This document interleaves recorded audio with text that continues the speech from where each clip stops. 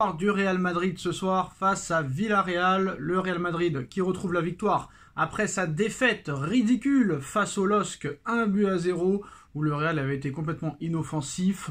Bon bah ce soir comme d'habitude, un match de Liga au Bernabeu, tu gagnes assez facilement sans être encore une fois flamboyant, mais grâce à tes individualités, tu arrives quand même à t'en sortir. Fede Valverde, alors Fede Valverde pour moi on n'en parle pas assez, non seulement pour moi, à l'heure actuelle, c'est le meilleur milieu de terrain au monde, mais comme le gars est tout gentil, tout tranquille, tout discret, personne n'en parle. Bah moi je vais en parler, Fede Valverde, ça fait depuis des années que le mec au milieu de terrain c'est le patron. On a parlé de Toni Kroos, on a parlé de Modric, on a parlé de Tchouaméni, on a parlé de Camavinga, mais lui, honnêtement, Fede Valverde, ça fait plus de 5 ans qu'il est là. Le mec, toujours là, présent, c'est non seulement un buteur, un gars qui sait très bien défendre, qui sait très bien récupérer, qui sait très bien tacler, qui est rapide, qui balance des ballons vers l'avant, c'est des caviar beluga. Et franchement, ce mec-là, on n'en parle jamais. Mais franchement, c'est l'un des seuls milieux de terrain qui reste, on va dire, qui ressemble un petit peu dans le jeu et dans la classe au Pirlo, aux grands joueurs qu'il y a eu comme ça, il y a plus de 10 ans, où on retrouve plus vraiment des joueurs comme ça, de classe, vraiment. Edgar Davids, des trucs comme ça, vraiment. C'est le seul joueur maintenant qui est pas vraiment physique et qui est vraiment technique et qui est un petit peu un créateur au milieu de terrain. Mais bon, quand t'as Vinicius, quand t'as Lotin, qui encore ce soir a été catastrophique. Hein. Alors Lotin, faut m'expliquer l'histoire. Deschamps, qui ne le prend pas en sélection et nous explique que comme il est un petit peu blessé, eh ben on va laisser se reposer pour pas aggraver sa blessure. Et à l'arrivée, qu'est-ce qu'on voit? Que le Real Madrid le met titulaire ce soir. Alors d'un côté, on va dire, ouais, mais quand De Bruyne et Lukaku, ils font pareil avec la Belgique, bah eux, c'est normal, ils ont le droit. Et Mbappé, on lui casse la tête. Mais moi, je suis désolé. Le gars, non seulement il est capitaine, mais comment un capitaine peut se comporter comme ça? Le mec, maintenant, il met l'équipe de France de côté et il met le Real en priorité. Bah déjà, quand t'es un grand champion, en priorité, c'est tout en même temps. La priorité, c'est le club et la sélection. Voilà.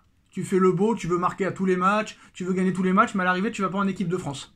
Et à l'arrivée, le Real a fait quelque chose de mal, parce que le Real n'aurait pas dû le mettre contre Lille les 35 dernières minutes, et ce soir titulaire. Maintenant, ça va faire polémique. Et là, on va encore dire, bah très clairement, bah, c'est Pérez qui va décider quand Mbappé joue en équipe de France, etc. Mais ça n'a aucune logique. C'est là que tu vois que Deschamps est en train de perdre les pédales. Tu peux pas dire, oh, bon, on le prend pas pour qu'il s'économise. Mais le mec, tu le vois quand même, qu'il a joué 35 minutes contre Lille, mercredi. Donc pourquoi le jeudi, tu fais semblant de voir qu'il n'a pas joué? Eh ben, il était disponible alors s'il joue ce soir. En tout cas, je ne sais pas s'il est disponible, je ne sais pas s'il est blessé. Mais ce soir, il a été complètement inexistant. Il a été remplacé. Alors pour une fois, Ancelotti a eu les cojones de le sortir. Alors est-ce qu'il l'a sorti parce qu'il a vu vraiment qu'il était encore blessé? Ou est-ce qu'il l'a vraiment sorti pour une fois pour dire, ah ouais, vraiment, il est catastrophique, il ne sert strictement à rien? Mais strictement à rien. Le mec, il devait être blessé 3 semaines. Il est revenu au bout d'1 semaine. Il lui a fait plaisir. Il a joué contre Lille une demi-heure. Et là, il le met titulaire ce soir. Bon, ce gars-là, c'est vraiment un dictateur. Même à Pérez, le mec à qui jamais personne n'a fait l'enfer, que ce soit des joueurs, des agents, des présidents, des entraîneurs, des directeurs généraux, des directeurs sportifs, et même lui arrive à lui faire la misère. Incompréhensible. Mais voilà. Mais là, on va dire quoi ce soir? On va dire Lotin n'a pas marqué parce qu'il est blessé. Lotin n'a pas marqué parce qu'il a du mal à s'acclimater. Lotin n'a pas marqué parce qu'il n'y a pas eu de penalty. Voilà. Toujours des excuses avec lui. Mais franchement, honnêtement, moi j'ai vu que il y a quand même déjà des tensions entre lui et certains joueurs. Apparemment, Bellingham ne l'apprécie pas autant que ça. Vinicius, c'était lui le tireur de penalty. Maintenant, il doit tirer les penalties avec Mbappé. Il est boycotté sur le terrain. On a vu contre Lille quand il est rentré. Il a voulu taper dans la main à Carvajal. Carvajal l'a complètement ignoré, ghosté. Il lui a mis un vent, mais du tonnerre comme pas possible. Et ça veut dire que le gars, il n'est pas apprécié dans le vestiaire. C'est sûr et certain. Le mec commence à prendre des vents. Le mec commence à faire ci. En plus, je vois sur le terrain, là, je vois, j'ai l'impression qu'il a l'air d'être boycotté. Il n'a pas l'air d'être apprécié sur le terrain. À part les copines qu'il a françaises, Camavinga et Tchouaméni. Mais les autres, voilà. Et pour moi, je le dis, et je le répète, il pourra marquer 250 buts cette saison. Moi, je vous le dis, c'est un joueur très moyen. Voilà. C'est un joueur très, très, très moyen. Qui est devenu un joueur très, très moyen. Ça a été un joueur extraordinaire, on va dire, de 2017 à 2022. Et depuis 2022, il est complètement inexistant. Et moi, j'ai pas compris vraiment pourquoi le Real l'a pris. Mais le Real a fait quand même une masterclass parce que économiquement, ils sont tellement bêtes, les gens, que même s'il est nul pendant 10 ans, bah, il continuera à être apprécié, peut-être, comme Neymar. Hein. Neymar, faut rappeler que Neymar n'a strictement presque rien gagné dans sa carrière et il est idolâtré, alors que ça fait 1 an et demi qu'il n'a pas mis son corps sur un terrain. Neymar, c'est 0 ballon d'or, c'est 0 Coupe du Monde, c'est 0 Copa América, c'est 0 finale de Coupe du Monde, c'est 0 demi-finale de Coupe du Monde. Et ce mec-là est idolâtré comme pas possible. Et ce mec-là n'a pas joué depuis 1 an et demi. Vous vous rendez compte si Neymar avait fait une carrière de folie? Donc voilà, après je sais pas si Mbappé ce sera pareil. Moi j'ai l'impression qu'il est boycotté sur le terrain. Il est mis dans un poste, en plus de ça, inadapté, qui n'est pas son poste. Numéro 9, on sait très bien que c'est pas son poste. Donc pour moi il est toujours mal placé. Il marche. Quand tu vois que Vinicius fait les efforts, que Bellingham fait les efforts, bah lui il marche. Il les regarde, il en a strictement rien à faire. Et tu vois que le Real défend beaucoup moins depuis que ce mec-là est sur le terrain. Ça c'est sûr et certain. Donc en plus de ça, dès qu'il sort, ce qui est marrant c'est que dès que Mbappé est sorti, Vinicius 2 minutes plus tard il marque. T'as l'impression que ce mec-là il bloque certains joueurs. C'est incroyable. Au PSG c'est pareil depuis qu'il est plus là. Je dis pas que ça va mieux au PSG, mais tu vois quand même que Dembélé marque beaucoup plus, que Barcola marque beaucoup plus. Après il y a énormément de travail du côté de Paris, mais tu vois qu'il y a des joueurs qui sont libérés. Et là, au Real, c'est exactement la même chose. Il y a plein de joueurs qui ont été bons pendant des années. Le mec, il arrive, ils sont pas bons. Et le mec, dès qu'il sort, t'as Hendrick qui marque. Quand il sort, il y a Vinicius qui marque. Quand il sort, il y a Rodrigo qui marque. Je peux vous dire que ce mec-là, ça va être très clairement compliqué. Et il faut arrêter de le mettre tout le temps dans la lumière parce qu'il ne le mérite pas. Et il déteint pour moi sur les autres joueurs. Très clairement. Et comme par hasard, l'attaque est mauvaise. L'attaque du Real Madrid est déficiente depuis qu'Mbappé est sur le terrain. Et on l'avait prévenu. On avait prévenu avant qu'il le recrute qu'il allait déséquilibrer non seulement l'équipe, mais en plus l'attaque.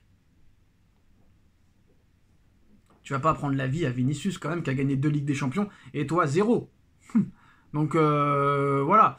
Après, il faut arrêter de me dire qu'il est convalescent et tout ça. Il est mauvais depuis qu'il est au Real. Depuis qu'il est au Real, il est mauvais. Voilà. S'il n'y a pas eu les 3 pénaltys, il serait seulement à 3 buts cette saison.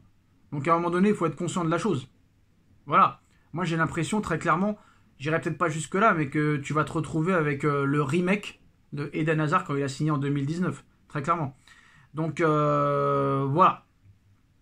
La prestation qu'il donne sur le terrain n'est pas bonne parce qu'il n'apporte strictement rien. C'est ça le problème.